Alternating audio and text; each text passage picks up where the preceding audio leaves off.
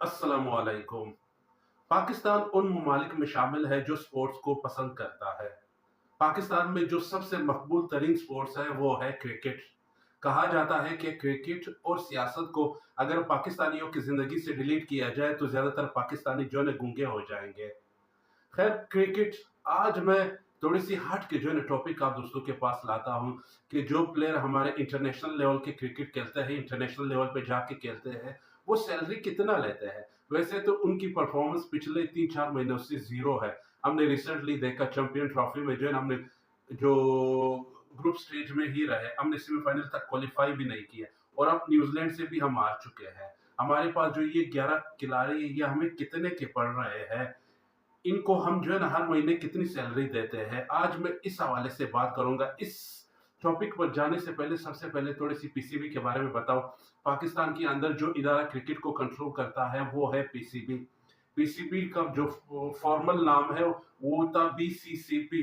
जैसा कि इंडिया का बीसीसीआई है, पाकिस्तान का बीसीसीपी होता, board of control for cricket in Pakistan. ये उस जमाने की बात है जब पाकिस्तान में शुरू शुरू क्रिकेट खेला जाने लगा। 1947 में जब पाकिस्तान ने आज़ादी हासिल की तो पाकिस्तान के पास प्रॉपर एक क्रिकेट का इंफ्रास्ट्रक्चर तो नहीं था, लेकिन जो डोमेस्टिक लेवल का इंफ्रास्ट्रक्चर था, भला हो अंग्रेजों का, उन्होंने जो है ना वो इंफ्रास्ट्रक्चर हमारे लिए छोड़ दिया था।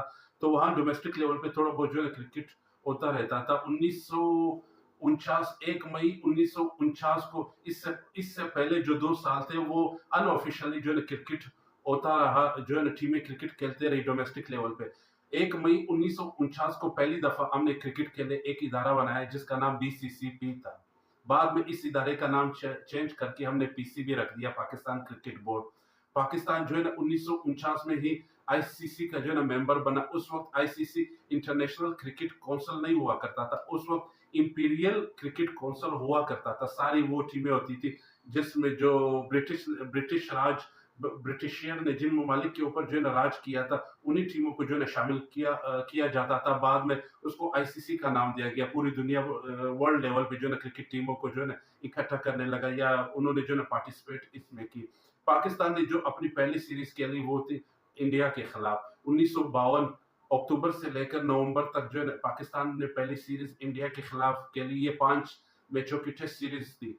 इंडिया जो है ना 2-1 से ये सीरीज जीत गया था। पाकिस्तान ने इंग्लैंड के खिलाफ अगर पहली सीरीज की तो वो 1954 में था। ये पहली सीरीज थी, पाकिस्तान ने जो है ना ड्रा किया। ओवल में पहला टेस्ट में जो पाकिस्तान ने जीता इंग्लैंड में, वो ओवल में जीता। एक ये 3 मैचों की सीरीज था, एक एक मैच से जो है ना ये बराबर रहा। खैर इस वक्त पाकिस्तान में क्रिकेट को जो संभालता है या जो लुक आफ्टर करता है वो है पीसीबी। पीसीबी नेशनल और इंटरनेशनल लेवल पे सारे मैचेस सीरीज वगैरह को जो है ना लुक आफ्टर करता है। सारी जो क्रिकेट क्रिकेट के हवाले से जो मेल फीमेल जो टीम्स है ना, या फिर डोमेस्टिक लेवल के क्रिकेट, ये सब कुछ जो है ना पीसीबी के ही अंडर है। पीसीबी जो है ना इसको अरेंज करता है। पीसीबी शेयरों के जरिए पैसे कमाता है, उन्हीं पैसे से जो है ना प्लेयर को सैलरी देती है। कुछ प्लेयर्स जो है ना ऐसे भी है जिनको आप कह सकते हो कि उनकी फौत के बाद भी जो है ना उनकी जो है आमदनी जो है ना उनके लिए जारी रही है, या जारी अभी तक जारी है। खैर मैं आता हूँ सैलरी के ऊपर। पाकिस्तान में एक प्लेयर को नॉर्मली कितनी सैलरी मिलती है। सबसे पहले ये जानने के लिए हमें जो है ना देखना होगा कि पाकिस्तान की टीम के अंदर कितने कैटेगरी की जो है ना प्लेयर्स मौजूद है। पीसीबी ने टोटल 4 कैटेगरीज के जो है ना प्लेयर बनाए हैं टीम के अंदर, या पीसीबी के पूरा जो इंफ्रास्ट्रक्चर है उसके अंदर 4 कैटेगरीज है। Category A, category B, category C और कैटेगरी डी। जो कैटेगरी ए वाले हैं उनमें इस वक्त मौजूदा टाइम सिर्फ 2 प्लेयर मौजूद है, बाबर आजम और मोहम्मद रिजवान। बाबर आजम और मोहम्मद रिजवान जो कैटेगरी ए है, इन प्लेयर्स को 65,70,000 रुपए जो है ना पर मंथ पीसीबी जो है ना देता है। आप शौक हुए होंगे, 65 लाख रुपया ये 2 प्लेयर जो है सैलरी लेते हैं, बाबर आजम और मोहम्मद रिजवान। ये सिर्फ बाबर आजम और मोहम्मद रिजवान की बात नहीं है। जो भी प्लेयर एक कैटेगरी में जगह बनाएगी उनकी सैलरी 65 लाख रुपया। ये तो सिर्फ सैलरी है, आगे देखिए कि पीसीबी जो है उनको और कितने पैसे देते हैं। ये सिर्फ सैलरी की मैं बात कर रहा हूँ। खैर फिर आती है बी कैटेगरी। बी कैटेगरी में शाहिन शाह अफरीदी, नसीम शाह और हमारे पास शान मकसूद जो टेस्ट कैप्टन है। ये 3 प्लेयर बी कैटेगरी में इस टाइम मौजूद है। बी कैटेगरी की जो सैलरी है वो है 45,50,000 रुपया। जी हाँ, बी कैटेगरी ये 3 प्लेयर 45,50,000 रुपया हर महीने पीसीबी से जो है ना सैलरी लेते हैं। इसके बाद आता है तीसरी कैटेगरी जिसे सी कैटेगरी का नाम दिया गया है। बाकी तकरीबन सारे प्लेयर हमारे शादाब खान हो गया, खुशदिल हो गया, इमाम उल हक हो गया, ये जो बाकी प्लेयर्स इस तरह के सलमान अली आगा हो गए, ये सारे प्लेयर सी कैटेगरी में आता है। सी कैटेगरी वाले भी इस वक्त 20 लाख सैलरी ले रहे हैं। जी हाँ, सी कैटेगरी वाले प्लेयर्स भी 20 लाख सैलरी ले रहे हैं पीसीबी से। जबकि नीचे लेवल पे अगर आए सी कैटेगरी, जब भी कोई नया प्लेयर आता है तो उसे जो है ना सबसे पहले सी कैटेगरी में ही डाला जाता है। सी कैटेगरी के जो प्लेयर्स है, जो अभी हमारे पास इरफान नियाजी है या इस तरह के जो नए नए प्लेयर्स हमारे सैम अयूब हो गए, जितने भी नए यंगस्टर जो है ना पाकिस्तानी टीम में खिलाया जाता है, वो सारे जो है ना डी कैटेगरी में मौजूद है। मैं डी कैटेगरी की बात कर रहा हूँ। डी कैटेगरी की इस वक्त सैलरी जो है ना वो 12 लाख रुपया है, 12 लाख प्लस कुछ पैसे है। ये सारे प्लेयर्स 12 लाख, यानी मिनिमम जो सैलरी पाकिस्तानी टीम के अंदर जो जाता है, वो चाहे बेंच पे बैठा हो या टीम में खेल रहा हो या 12 मैन तो जो पानी पहुंचाने वाला है, मिनिमम सैलरी 12 लाख से स्टार्ट होती है, मैक्सिमम 65 लाख तक ये लोग पीसीबी से सैलरी ले रहे हैं। इतनी ज्यादा अमाउंट इसको पे किया जाता है। इससे हट के ये तो सिर्फ सैलरी है। हमारे यहाँ मार्केटों में एक सिस्टम है कि मंथली जो है ना सैलरी दिया जाता है, फिर हर डे के हिसाब से भी जो है ना उनको, जो अपने वर्कर्स है उनको जो है ना, किसी को 100 रुपया दिन को मिलता है, किसी को 200 मिलता है, किसी को पूरे हफ्ते के 1000 रुपए जो है ना दिया जाता है। बिल्कुल यही सिस्टम पीसीबी के अंदर टेस्ट, वनडे और क्रिकेट की सूरत में राइज है। पाकिस्तान में प्लेयर्स जो है ना हर टेस्ट मैच सैलरी के अलावा जो ए और बी कैटेगरी के जो एक टेस्ट मैच के ऊपर ये लोग पता है कितने पैसे लेते हैं? 12 लाख रुपए जो है ना एक टेस्ट मैच के ऊपर ये लोग लेते हैं।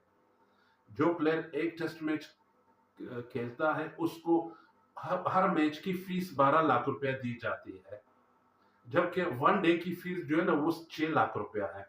यानी इन्हीं प्लेयरों में से जो बड़े प्लेयर्स हैं, यकीनन तौर पे सी और डी कैटेगरी की थोड़ी से कम होंगी, लेकिन ये सारे मैं आपको प्रूफ के साथ जो है ना शेयर कर रहा हूँ कि एक टेस्ट मैच के पाकिस्तानी प्लेयर्स 12 लाख रुपया लेते हैं, जबकि एक वनडे जो है ना खेलने के ऊपर जो है ना वो लोग पता है कितने पैसे लेते हैं? 6 लाख रुपया। जबकि अगर बात की जाए T20 का, तो एक T20 का ये लोग 4 लाख रुपए जो है ना चार्ज करते हैं। यानी साल के अंदर मिनिमम या मैक्सिमम मिनिमम 20 से 25 टेस्ट मैच तो खेलते ही होंगे।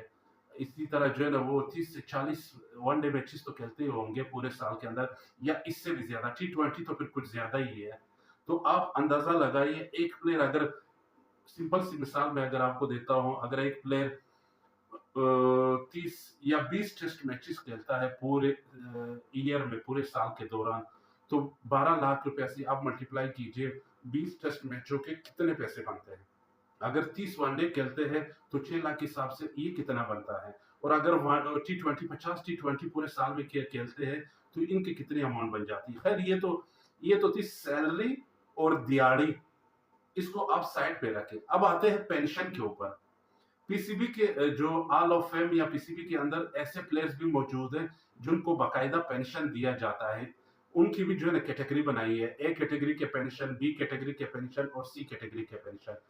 जो ए कैटेगरी के पेंशन है वो ले रहे हैं इस वक्त 1,54,000 या 1,60,000 के करीब। जो बी कैटेगरी के जो पेंशन हजरात है जो अभी फोत हो चुके हैं या जो लिविंग है, उनको पेंशन जो है ना, जो बी कैटेगरी वाले हैं उनको मिल रहा है 1,40,000 के लगभग। जो सी कैटेगरी है उनको मिल रहा है 1,30,000। ये हो गई तीसरी कमाई।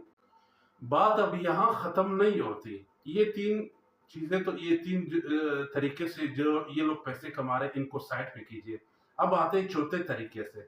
चौथा तरीका कौन सा है? पीएसएल। हर साल में एक दफा पीएसएल होता है।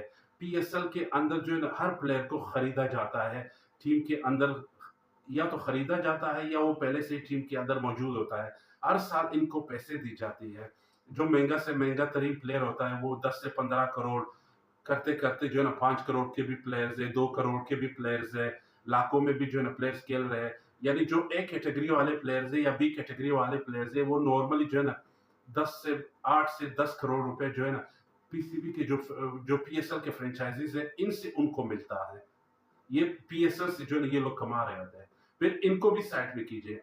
फिर इनको जो जब ये लोग सीरीज खेलते हैं, उस सीरीज के अंदर मैन ऑफ द मैच या फिर पूरी सीरीज जीतने के बाद जो है ना, जो इनको अवार्ड्स दिए जाते हैं, या फिर कोई टूर्नामेंट जब आईसीसी चैंपियन ट्रॉफी या फिर वर्ल्ड कप जैसी टूर्नामेंट जिसमें जो है ना 10-10, 12-12 अरब रुपए इनामी रकम होती है, वो वाली रकम जो है ना इनको अलग मिलती है। जब कोई बड़ी ट्रॉफी जीत के आते हैं, प्राइम मिनिस्टर की तरफ से जो है ना इनको अवार्ड दिया जाता है, किसी को गाड़ी दी जाती है, किसी को बंगला दिए जाते हैं। ये सारा मिला के कम हो बेश अगर आप इनकी एवरेज जो है ना कमाई देख ले, तो हर जो ए कैटेगरी का प्लेयर है वो महीने के 2 करोड़ तक लगभग कमाता है। जो बी कैटेगरी के वो 1.5 करोड़, जो सी इवन सी और डी कैटेगरी वाले भी जो है ना करोड़, या फिर जो है डी कैटेगरी वाले करोड़ अगर ना सी 50-60 लाख तो इजीली वो लोग कमा लेते हैं। ये तो सिर्फ ये पैसे है। कमर्शियल वगैरह जो मैं और आप जो है ना रोज इनको देखते हैं कि आज ये इश्तिहार आ रहा है कमर्शियल, शाहीन शाह का ये इश्तिहार आ रहा है, नसीम शाह का ये आ रहा है, बाबर आजम का ये आ रहा है, शान मकसूद का ये आ रहा है। इन इश्तिहारों से जो है ना अलग ये लोग जो है ना कोई 20 लाख ले रहा है, कोई 50 लाख ले रहा है, कोई 35 लाख ले रहा है, ये पैसे अलग से आते हैं। फिर भी ये लोग नाखुश होते हैं कि पीसीबी जो है ना उनको उस तरीके से नहीं पे कर रहे जो उनको पे करना चाहिए। फिर भी इनकी हसरत है कि वो लोग जो है ना जाके आईपीएल खेलें, ताकि जो आईपीएल की अमाउंट है, बड़े-बड़े जो अमाउंट आईपीएल के प्लेयर्स को दी जा रही है, ये लोग जो है ना उसमें भी अपना हिस्सा लें। फिर भी ये लोग नाखुश ही रहते हैं, पीसीबी से सवाल करते हैं, पाकिस्तानी कौम से ये लोग ना, हालाँकि परफॉर्मेंस जब आप इनकी देखते हो, परफॉर्मेंस इनकी ज़ीरो है, सियासत इनके अंदर हाई है। जब आप शाहीन शाह को कैप्टन बनाते हो तो बाबर आजम नहीं खेलता, जब बाबर आजम को कैप्टन बनाते हो तो शाहीन शाह नहीं खेलता, जब रिजवान कैप्टन बन जाता है तो बाबर आजम और शाहीन शाह अफरीदी नहीं खेलता। उस हद तक खेलते हैं कि इनकी अपनी पोजीशन जो है वो, ये लोग अपनी पोजीशन पे जो है ना जमे रहे, मुल्क जाए बाढ़ में, टीम जाए बाढ़ में। अब अंदाजा कीजिए बाबर आजम की आप परफॉर्मेंस, नो डाउट कि बाबर आजम एक बेहतरीन बैट्समैन है और शाहीन शाह अफरीदी एक बेहतरीन बॉलर है, इसमें कोई शक नहीं। लेकिन शाहीन शाह अफरीदी का दिमाग जो है ना वो शाहिद अफरीदी ने खराब की है, जबकि बाबर आजम अपना गुस्सा उतार रहा है रिजवान के ऊपर कि उसे कैप्टनी से हटाने का शायद रिजवान को फायदा तो रिजवान को ही हुआ है। बाबर आजम मैच का उसको कोई फिक्र नहीं होता, आके वो खेलता है 50, 52, 54 रन बना के आउट हो जाता है। 60-70 बालों में 52 रन वो बना के उसने अपना जो इमेज है वो मेंटेन किया हुआ है कि वर्ल्ड का नंबर 1 या नंबर 2 बैट्समैन बाबर आजम है। हर दूसरे मैच में 50 बना लेता है, लेकिन 50 से आगे वो नहीं जा रहा। मैच जीतना पाकिस्तान के अंदर जो है बाबर आजम अभी उस लिस्ट से निकल रहा है जो मैच विनिंग प्लेयर होता था, जैसे हमारा फखर जमान इस वक्त वाहिद ही मैच, दूसरा अभी थोड़ा बहुत जो है सेम आयुब के अंदर भी ये क्वालिटी है कि वो जो है मैच जीत सकता है। बाबर आजम उस लिस्ट से निकल रहा है। खैर ये थी थोड़ी सी जो है ना फाइनेंशियल हवाले से वीडियो, अगर पसंद आई है तो लाइक कीजिए और मुझे सब्सक्राइब कीजिए। इस तरह के और इंटरेस्टिंग वीडियोस में आप दोस्तों के पास लाता रहूंगा।